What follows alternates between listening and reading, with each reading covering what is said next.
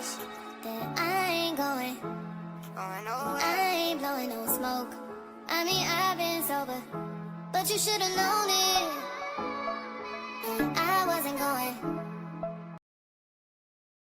Hi, everyone, and welcome back to The Woman in Between. I am so excited to release our second episode and just really thrilled about the reception of our first episode with Shayna and incredibly excited to just delve into more.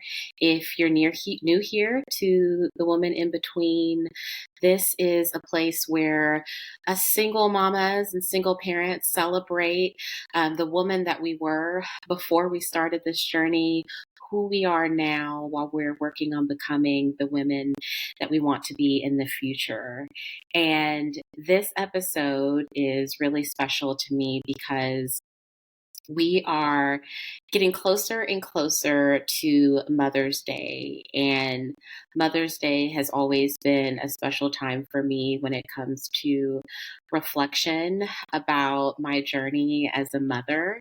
And over the past couple of years, I've really taken the time to delve into what I've enjoyed, what I've learned from, what I want to take into the future. And being as I started this journey differently, with a partner, and now doing it, in more of a parallel parenting standpoint as a parent in my own home, it's become even sweeter to just think about how far I've come and my kids have come, and just being appreciative that time heals all, fortunately. And I'm really excited about the next season. And I think, I'm going into my third year as a single mama and really starting to see a lot of the balance coming into the fold. It is not perfect.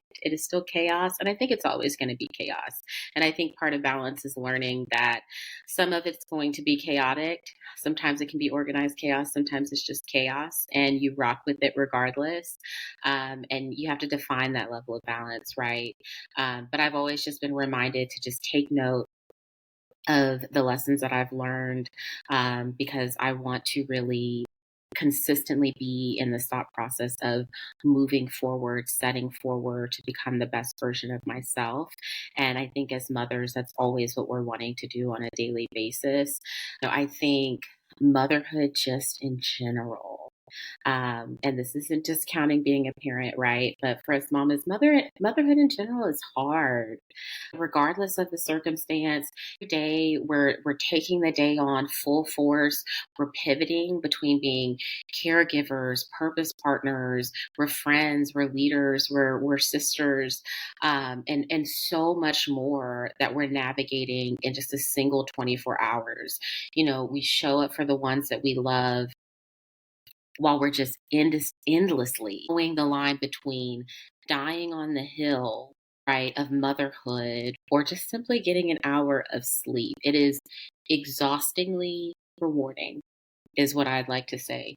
And, I think now that I can see I'm almost 10 years in the game, as a mother, and there is just so much that I look back on now, like the sleepless nights and the breastfeeding and the sleep schedules, everything, and how big it seemed, right? And looking back at it and realizing how much of those moments, even tougher moments, right? I struggled with postpartum depression after I had my daughter, and that was an eye opening experience for me and shaped a lot of the ways of how I parent. So, those experiences shaped me as a person, and it's also changed, right, as my family dynamic changed. So, I always think, man, if the 24-year-old Jaleesa could see herself now, because none of this was a part of the plan. And I think the same for a lot of us, right? No matter what stage of life we're in, what family dynamic we have, there's some things that you just really didn't intend to experience. Parenthood is like a roller coaster and it doesn't look the same for everyone. But for us mamas that are in this season of singleness, and especially if you came from where you might have been in a two-person home, you could have been married, you could have been in a relationship, and you were raising your children together, and then you can have a completely different dynamic now where you're raising those kids solo, or you're co-parenting, you're parallel parenting, whatever capacity it might be. There is a change. And, when I look back on it, if I'm being honest, I think I underestimated how big of a change that would be to my life. And I think it's really easy. I think we all hear about, married single women who are essentially, single mothers within a marriage. And I do think that there's a lot of truth to that. And it just breaks my heart when you hear that, because it's like you have this body here that's supposed to be supporting you, and you're tired, and it's this facade of you have help, but you really don't. And for the women that are dealing with that, I have been there. And that's a topic for a whole day. But, I think, there is that dynamic. But when you switch over to the dynamic, right, where there is physically not a person present, the pressure is on. And I know that I wasn't fully prepared for how much weight was about to be put on me.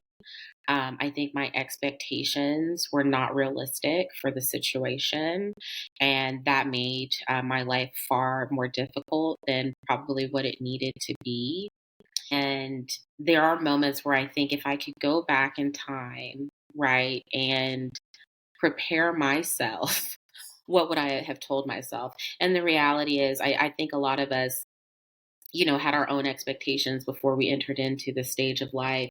And, I don't think that there's a right or necessarily a wrong way on how to navigate something that you've never envisioned before, especially if you've never seen that modeled in a healthy way before. And so I do want to start off, like, before we even get into this topic of, we all do the best that we can with the information that we have at the time, and that's always something that has helped me as I reflect over the previous seasons of my life, and what I want to stay and what I want to bring with me into the future. And so that's something that I wanted to talk about. I think Mother's Day is a great time of reflection. I think spring is a really beautiful time of just renewed energy that you can start putting into your life.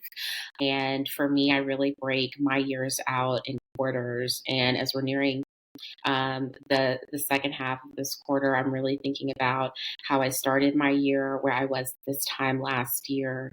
And the main question isn't necessarily what I wish I would have known. The question is, what am I taking with me, as far as what seeds am I planting for the next seasons? What lessons do I want to utilize to plant the seeds for my future? So this is just my version.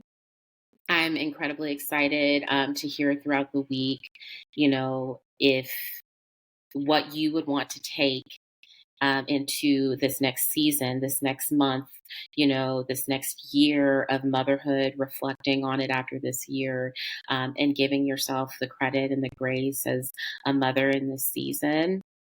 And I think this can apply to anyone, but obviously, being a single mother myself and wanting to support the community that we're building, some of this really is geared towards just how to really navigate uncharted waters within yourself, that's going to bleed into the relationship that you have with your family, with your children. So let's just dig in. Because I could just talk in circles about this the whole time. So let's go. So for me, like I said, I was not fully prepared for what I was about to step into. I definitely had an understanding of, you know, I would be doing a lot of things on my own. What I didn't prepare for is that, right, like if I wanted to, run to the store really quickly, right, after work, yes, that does change a little bit when you have kids where you're like, do I really need to go at 7 o'clock at night? Like, how am I like, or maybe I just need to go after the kids. And for me, I don't want to have to take my kids into the store. They don't do well during that witching hour. So I had to change up the pace and, just start ordering. I just had to start ordering a lot of things or just planning in advance because trying to drag two kids in the store at the time when I became a single mom, my oldest was 7 and my youngest had just turned 4. So I had little ones. And I mean, they're still little, but they were itty bitty still. And, it's just hard bringing them in and out. And I'm not even going to lie to y'all, I'm just impatient. So it's like, we're just going to skip past this whole stressor. We're going to make this easier. Right. But it was little things like that, right? Or the drop offs and the pickups, and me working full time. And then just in general, making time for myself because now there was really only one person in the home to entertain my kids and they both want attention, right? I'm outnumbered. And so there were little things, there were small things that I just wasn't expecting. And I think I had high expectations for what my co parenting relationship would look like, or maybe unrealistic expectations.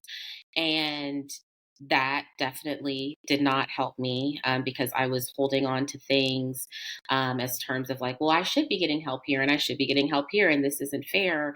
So I just came out of the gate with these expectations of what it was going to be versus the reality of what was actually happening. And what was vital for me during that time was me being in therapy. So that's what all that was leading to. Me being in therapy. And fortunately, I had been in therapy prior to getting a divorce, and I was in individual therapy for myself. Prior to getting in a divorce, I was in therapy, you know, by the time we were separated. And that space was incredibly vital for me to not only recognize, right, what I had been through in my relationship, but it was more so to talk about how are you going to adapt? Now that you know the playing field, how are you going to adapt to this life? And it was individual therapy that was really helpful for me. And then it was group therapy that was really helpful for me. So I needed a space where I could talk out my frustrations about the learning curves that I was having with balancing being a mother. And then I needed to be around people that were either going through it or had gone through it to give me advice because I was completely overwhelmed. I was working 70-hour weeks at the time. I did not have a very flexible job. My kids had regressed a lot and it was manifesting in a lot of our routines. So, like, our mornings were incredibly chaotic and dramatic, our evenings were chaotic and dramatic. Like, it was hard for us just like to get from place to place because we were all just adjusting. And I needed very clear spaces to talk that out. And so a good example would be, when I think it was maybe my first year of doing this as a single parent. And at the time, my kids were both in play therapy. So we would go to play therapy on Mondays and I would drive back home. I would pick them up from school and then immediately we would head there. We'd have dinner there. It was like a 2 hour session. And then during that time, I was also able to be in group therapy. And that's what we did. And we did that for 6 months. And it was an ingrained routine. And every single week, every Monday, when I would tell my kids this is what we're doing, it was the shock, it was a surprise, and the tantrums were starting, right? Just natural things. But what didn't help was I was working all these hours. I was the only one doing pickups and drop offs. I wasn't leaning really on the community that was begging me to help them. And there was one day I picked up my daughter and there was just sand all in her hair. And at this point, like I said, my children had regressed to where like I was going back to like having to help dress them, right? We're constantly keeping on task. It's taking us 2 hours just to get out of the house, which is fine. They're kids. But, that day, sand all in her hair. It's 5 o'clock in the afternoon. I still have to drive another hour to get them to this therapy because I'm trying to make sure that this whole situation doesn't break my children. And I'm just looking at my daughter and I ask, it's like, why would you, like, what happened? And she's like, oh, I was just bored. So I just let them, I just let them put sand in my hair. And the only thing I could think about was, we have to go to therapy. I'm going to bring my child, and she looks like literally she's been brushing her head with sand. Um, and then we're not going to get home until 9 o'clock at night. It takes me 4 hours to wash, dry, all of that for her hair alone. I still have to get this other child down for bed and work. And I just remember crying at that school because I was completely overwhelmed. My expectations for the support that I was getting was too high. The support that I did have, I wasn't really leaning onto it. Emotionally, I was still very much trying to adapt to this situation while also helping my two kids adapt to the situation.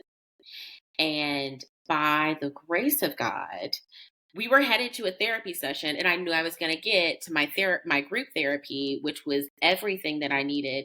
And so of course I'm just completely just out of it, right? And we get there and I sit down and I tell them the story, and I'm just really opening myself up to them in terms of, I am struggling and I need somebody to help me figure this out because I only have two hands and I'm only one person. And, in that session, the therapist in the group, like, they walked me through similar scenarios that they had that seemed so small. But when you think about who's going to complete all of these tasks if it's just me, right? And in that moment, they gave me advice on one, how to educate my daughter from that opportunity so that she understood that that's not an acceptable behavior, right? That was a lesson where, hey, Harper's going to learn how to wash her hair tonight. And this is something that's going to be beneficial for her. It's also teaching me that, like, hey, you are only one person, you can't do everything, and you have to let your kids start understanding the consequences.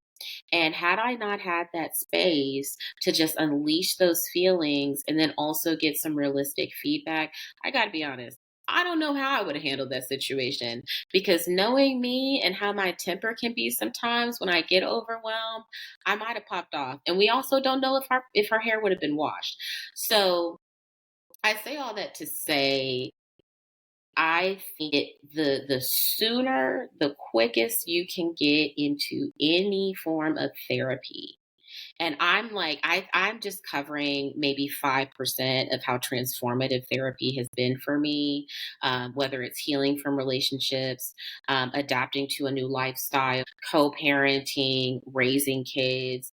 That is the space that I go when I need just, you know, I need advice from somebody that knows me, knows my situation, but not enough to where they can't give me hard feedback.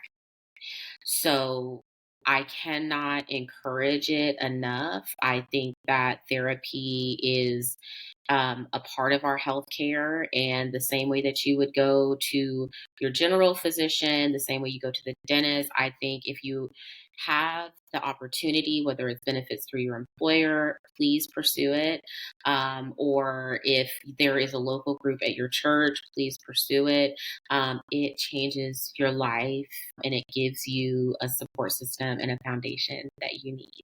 And I could actually talk about therapy all day. So we'll save that one for another session too, if you guys want to hear about it.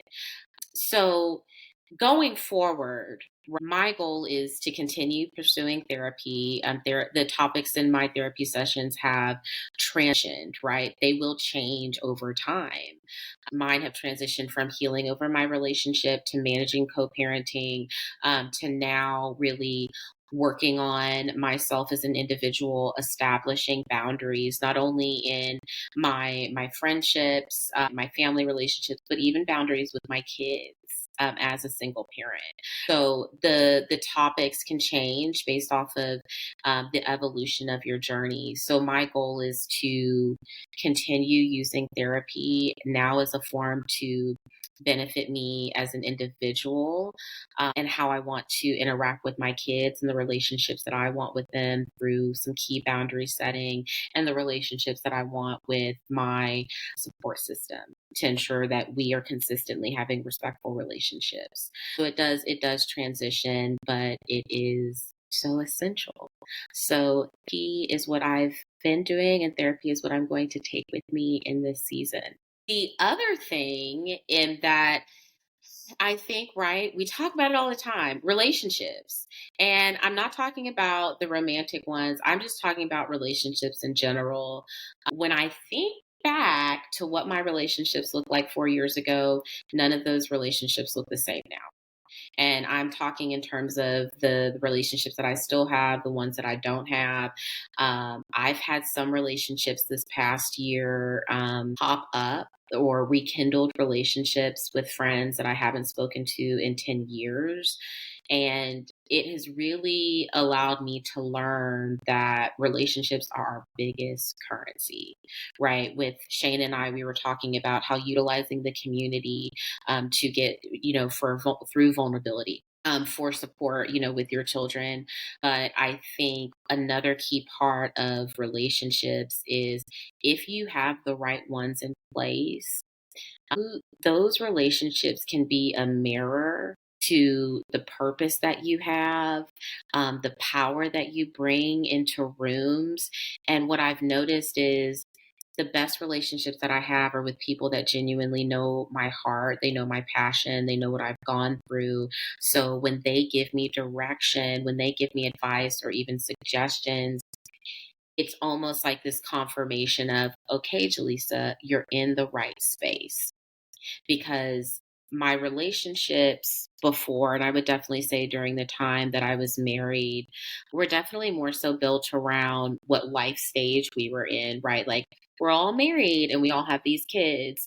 And so like we're in relationship because of those. And those are great things, right? And great relationships. However, they weren't necessarily encouraging relationships when it came to like living fulfilling lifestyles, right? For me, a lot of my friendships and who I am as a person being multifaceted. I absolutely love being a mother. However, I strive for so much more. I love to volunteer and serve. I love networking, engaging. I love just going to like events in general, and meeting new people and being a connector. And that was a side of myself that I never ever explored, or to be frank with you, knew in those relationships. And it took me one praying, right? I wanted to be around the right people in the right places at the right time that were aligned to my purpose and my goals. And I wanted to be aligned with people that understood my heart and had the same sort of heart that I do. Right. And I wanted to feel supported. And for me, when you're coming from a very toxic environment and you're not getting that support, when you start to see that in other relationships, it becomes very clear. And so, over the past 3 years, one of the things that I've been so grateful for is that all of the friendships that I have surrounded by me, all of my friendships are with people that support me, that push me, that can give me honest feedback, right? That have fully taken the time to get to know me and advise me into areas that they know that I'm skilled at. And it has created bigger opportunities. And so I'll give one example. I feel like I have a few, and so much has happened this year. But a year ago, I sparked up a friendship, and this woman has become probably one of my best friends, and has coached me in so many ways. You know who you are. Shout out to you. but has essentially become this person that I communicate with consistently and share my ideas with, and has always advocated for me in spaces and created a place where I could share my heart and share what I thought my purpose was. And it was a relationship that I hadn't really had in a while. I've always had a small core group of friends. And, you know, time she started to tell me about opportunities, like whether it was, interviews that I could do or podcast shows that I could do professionally. And it opened up this space for me where I was like, oh, I actually really enjoy this. And she saw that in me. And because we weren't in competition with each other, because we were both secure, because she took the time to truly know my heart, and I knew that this was somebody that I should align with, it opened up doors and it opened up this different side of myself that I didn't know. And I think when we become single mothers, it can become a very isolating experience, and we either feel like the only people we can be friends with are other single mothers, right? We It's hard to feel like we fit into a particular space. But I want to encourage you to explore relationships platonically. We are not about to get into the whole dating thing. I'm saying this is all platonic relationships, family relationships, exploring those, leaning into the ones that feel supportive to you. That's what you'll start noticing. You'll start noticing these people are supporting me and encouraging me. But when I talk to these set of friends, right, they're doubting me, they're not considering me, right? And it becomes significantly different, and you have to put yourself out there. And sometimes that means just showing up alone. I've met a lot of amazing people just showing up and being comfortable in that space by myself. Relationships within within diverse communities is huge. So I have different relationships, whether it's through my church or philanthropic efforts, through work, right, through market events that I go to and meet people in it. And what I love is eventually you start meeting people that have the same mindset, the same values. And there have been so many times, especially this year, where I find myself in a space and I am almost like taken aback and breath and speechless, because I'm like, this is exactly where I belong. And so another good example, because this makes me excited. But earlier this year, I had an opportunity to go to a local event that my friend was hosting, and it was my first one, mind you. Like, it wasn't even necessarily my speed per se, like so I was like, I'm just gonna go. I want to meet people. I wanted to help out my friend, right, for their event. And I just kind of looked at it as like, just go out and enjoy yourself. And from that, I remember standing there and we were praying, and I just could feel with every fiber of my body is like, this is exactly what you're supposed to be doing. You're supposed to be serving, you're supposed to be connecting people. And that led to so much more when in the volunteer space that I love, able to, bring business to like my family and my friends just through connection. And that bleeds into, the relationships that you have with your kids. I'm not trying to deny that, but I think when you pour into yourself and you're focused on relationships that are good for you, those relationships inherently are going to be good for your kids. And I've been able to now get my kids involved in a lot of those relationships and a lot of the opportunities that come from the relationships. And it sets an example for them in how we thrive in community and build relationships. So I've said relationships enough, and we're going to move on. So the next thing that I am wanting to take in with me for this next season, and what really did take me probably too long to learn, is the only competition you have in this race is you. I think that as single mothers, we always feel like and it's like no matter what stage we're in or how many years it has been, it always feels like we should be further along. And for me, it was like, well, I should be further along in my healing process. I should be further along financially. I should be further along with like having balance with these kids and having structure with the kids. And why am I not here? And then you add in, you add in co-parents and that and everything that trickles in with that, right? And that can create a whole different level. Like, why is their life here and why isn't mine there? Why are they with this person and I'm not with that person? Like, it can, you can start looking at all of the different sides of where you feel like you should be, who you should be, whatnot. I know I felt like that. And I actually am going to be very transparent, even though I don't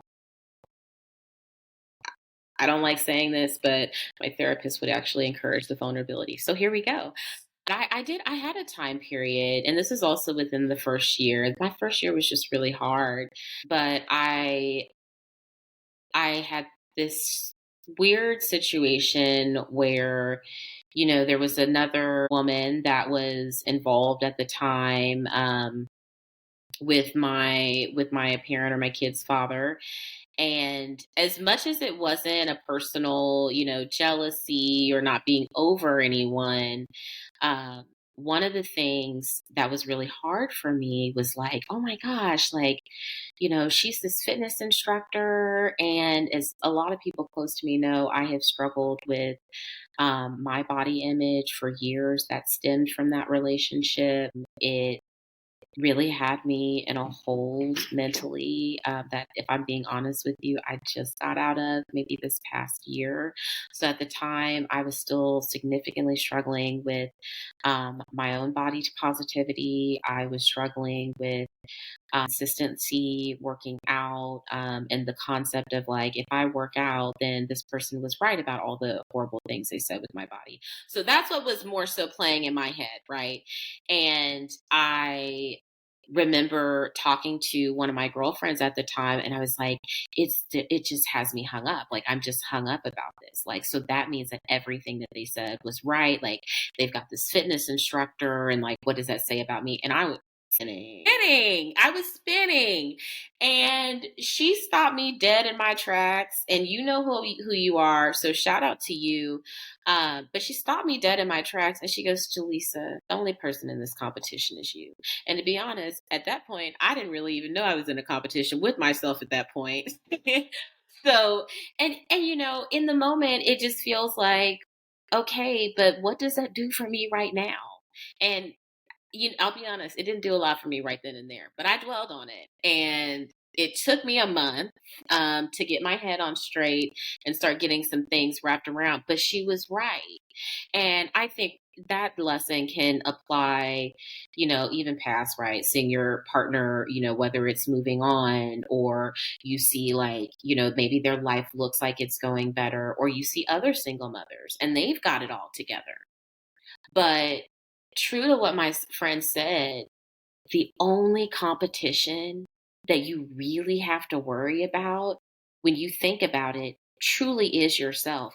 And that took so much stress off of my life. Now, granted, I had to take that back to therapy and we had to reroute that, but it brought this thought in my head where it's like, Jaleesa, technically, and because of your situation, you are always going to be thinking about other people. A lot of the time, you probably are going to put yourself last. But what if you just bet on yourself? What if all this energy that you're trying to put into figuring out why you aren't where you think you should be, or why things are going in this direction, for this other person, what if you put all of that into creating a better life for yourself? And I know saying that statement is so much bigger and easier said than done. And I had to start with very little steps. Fitness was huge for me. We'll definitely talk about that on that podcast. But the only way I was able to get into a consistent fitness routine and actually start seeing results is I had to go to therapy and break some mental lies that I set up here. But it was every single day taking a moment to choose myself. And that could have been working out, right? Or it could have been like, what am I going to do that's going to create a better lifestyle for my kids, right? So maybe I need to start looking at financial planners.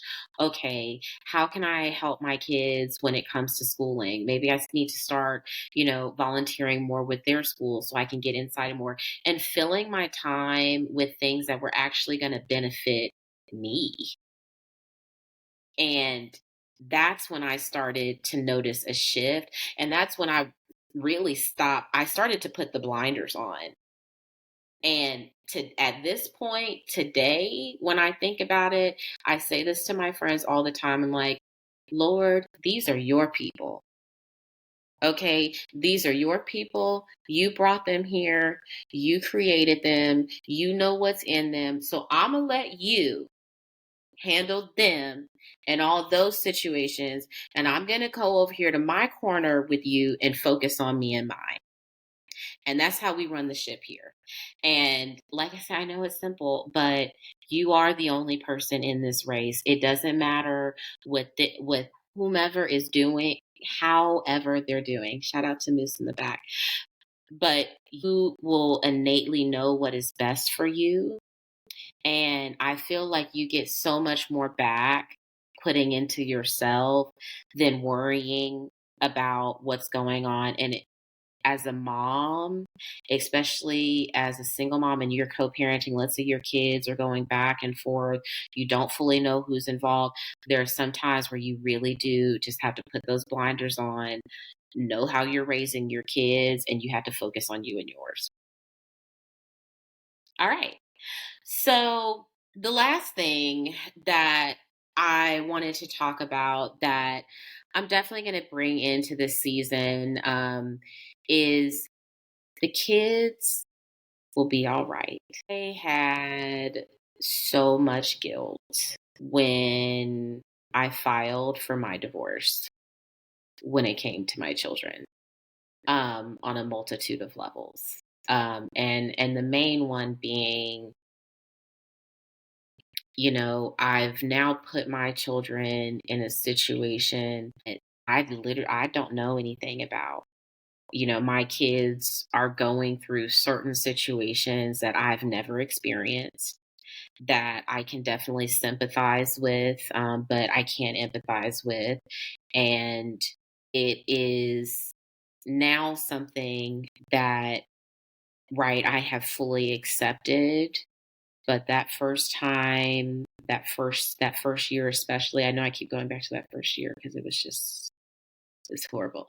That first year, I felt bad. And part of the reason why, right, I'm putting them in play therapy because I'm like, Lord, I cannot mess these kids up. I can't mess them up.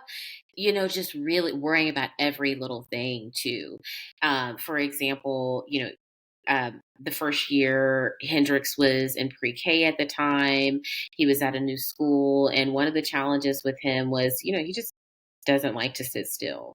And he's 4 at the time. And I just remember going to a parent teacher conference and the teachers at the time were just saying, well, he's just never going to know how to sit and he's going to be behind and he's not going to do well in school. And then at the same time, I'm also hearing like, well, she's the primary custodial parent, so I don't really know.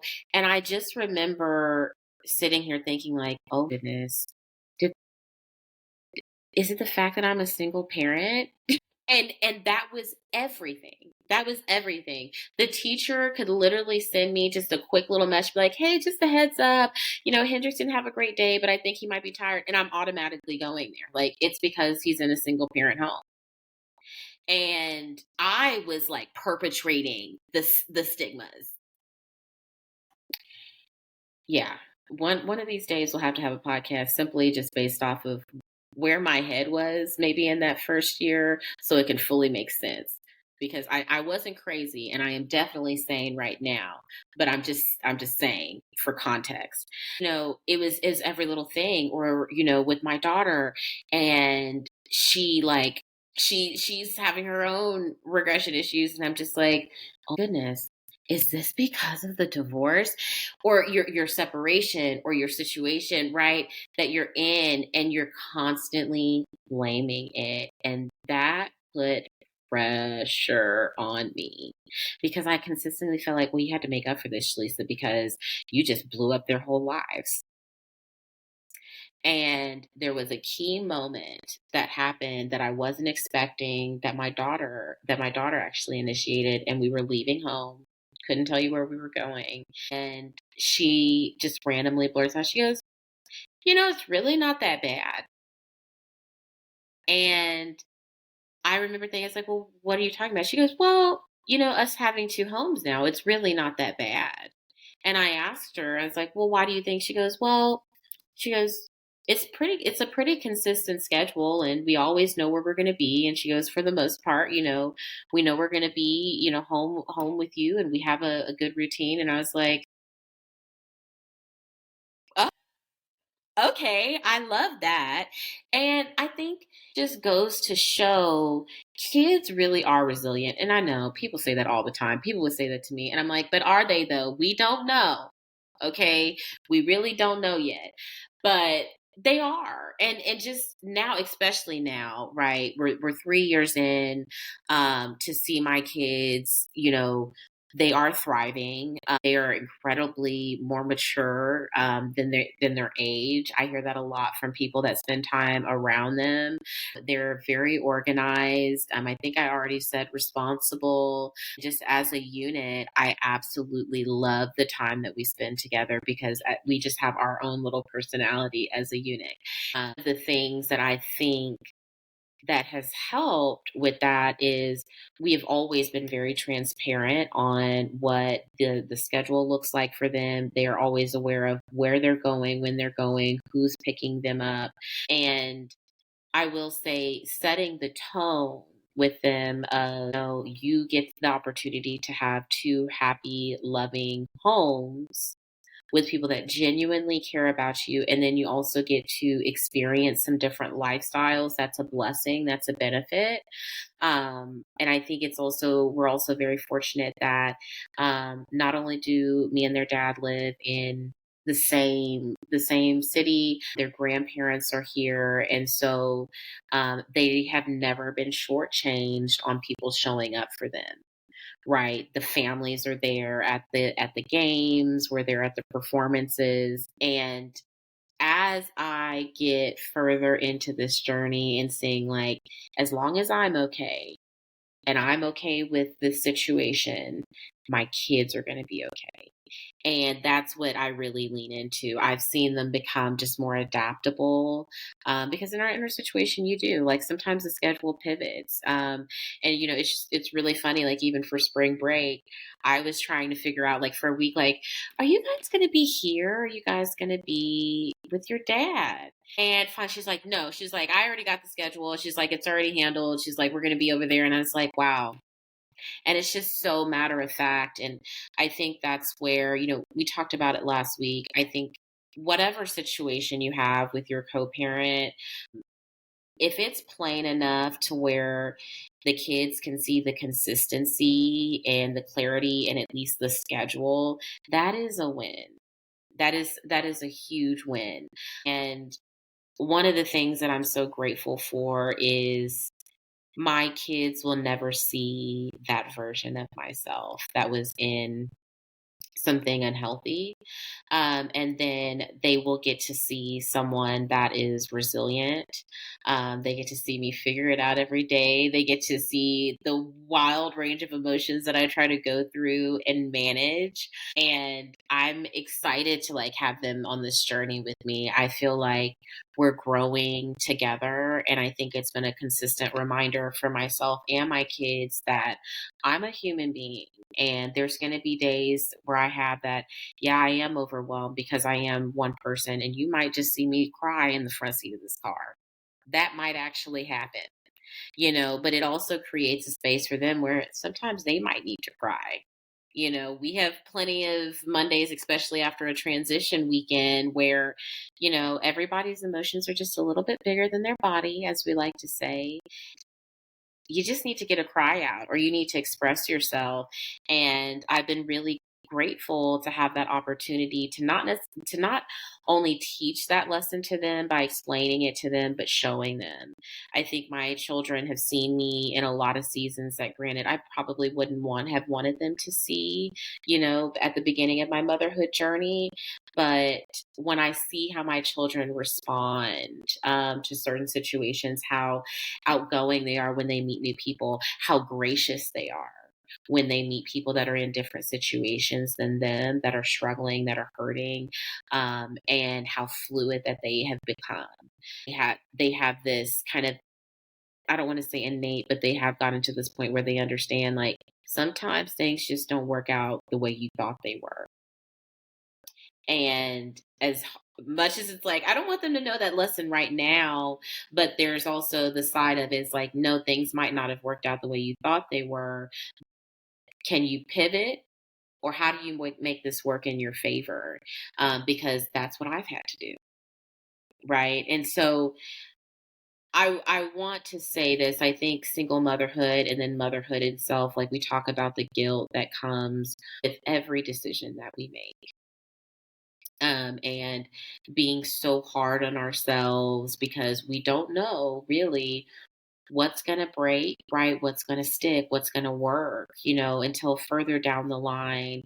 But everything that I discuss when it comes to going to therapy, building relationships within diverse communities, understanding that you're the only person in this competition, that's all for the betterment of you. And if you are bettering yourself, your kids are going to see it and they are going to mimic it. Harper, my daughter is my mini me. And I absolutely love it because I'll ask myself, like, where did you pick up calendar management? Probably for me, manically scrolling in the morning, trying to see what meetings I have, and her commenting, do you track everything in your calendar? And it's like, I have to because I'm constantly pivoting, right? I can't forget that I have to be at your performance at 2:30 if I'm in the office. So to see her at me doing that and then doing it for herself, I'm like, this would have never, I don't know if that would have ever happened if I was still in the situation I was in 4 years ago. Because some of those tools I didn't pick up because I really didn't have to. And although, like, I did not, I didn't willingly choose like resilience, and I definitely didn't choose this battle, but we are here. And I am a firm believer that I will make everything work for me in my favor if God says that it is so. And when me and Him get to talking into a corner, decisions are made and mountains are moved. So I definitely hope that for you. I hope that you see the silver linings in this season. I hope that you celebrate the lessons that you have gained, and I hope that you start planting seeds that will grow and blossom, and you'll look out and you've created this beautiful life for yourself out of a time that was probably not the best and not your favorite. So Mother's Day to all of my women in between. I hope that it is a beautiful, restful, celebratory, and reflective Mother's Day. I know that I will be attempting to get a little bit more sleep, and I might have some homemade pancakes waiting for me, courtesy of my kiddos. But I wish you nothing but the best. It has been such a great pleasure spending this time with you, and I will see you on the next episode. And remember to follow us on our Instagram channel, The Women in Between. I can't wait to connect with you there.